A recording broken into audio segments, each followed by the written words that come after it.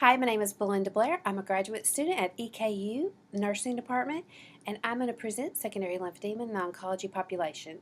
The clinical nursing problem that I identified was that we had a current knowledge deficit um, regarding secondary lymphedema, both in teaching our patients risk reduction behaviors and in identifying it. So, with survivorship and patients living longer, it's very important for advanced practice nurses and all healthcare providers to be able to identify these things. And the question I presented was how could um, teaching best practice evidence on lymphedema affect current knowledge deficit compared to not teaching? And that was within a multidisciplinary clinic.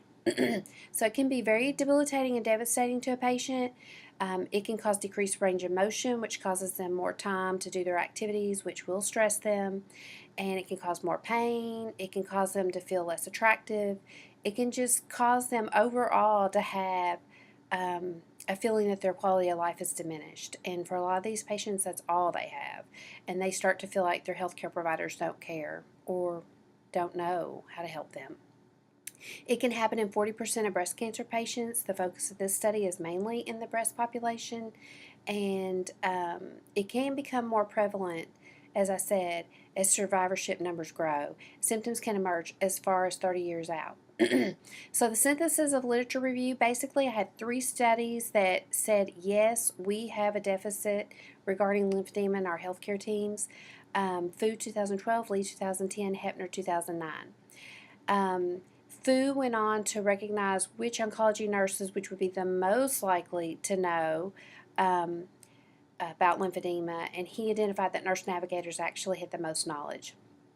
So I decided to use the Harold Freeman Nurse Navigator model to do this project, and my idea was I would do a lot of research, which I did some more research. Fu 2008, Cho 2012, Sherman 2011, that showed a direct link between risk reduction behaviors and being taught before surgery. And so I decided that I would come up with a plan, and I used the Johns Hopkins evidence-based practice model, the nursing evidence-based practice model, to guide my plan. And so my plan was to do an oral 15-minute presentation. I would use lead-in questions to engage the group, and I selected a multidisciplinary clinic. They have a high volume of at-risk patients, and they had a new clinic coordinator. They had a 1 registered nurse applicant, a CMA, and then a surgical oncologist. And he had only referred out to 12 patients for lymphedema in over 20 years of practice. So I got IRB approval.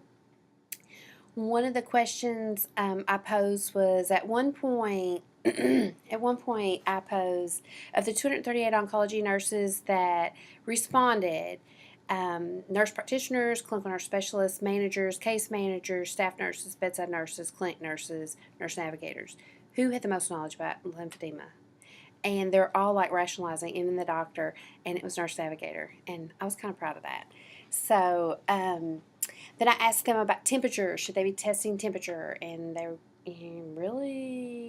hadn't thought about that, because we stress don't stick them peripherally, don't put blood pressure cuffs on them. But no, they don't test temperature. They have less sensitivity. They can hurt themselves. They shouldn't carry handbags on their shoulders. And so I taught a lot of things we should be teaching our patients, such as wear sunscreen. You need meticulous skin care. You don't want to wear an electric blanket. You want to not wear tight clothes or jewelry. You want to maintain a healthy weight and height and exercise. No blood draws, no blood pressure. Now, if you've had a bilateral mastectomy, obviously you're going to have to use one of your extremities. And you're very susceptible for infections or ulcers.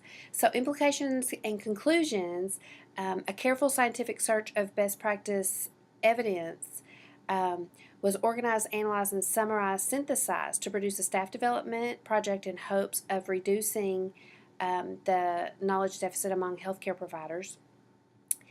And after the presentation, the physician actually asked me if I could help him make a referral based on a patient. And the staff and the doctor were all talking about this patient, and let's refer her, she'd be the perfect one. And so I'm hoping that this presentation helped one patient and hopefully will help more.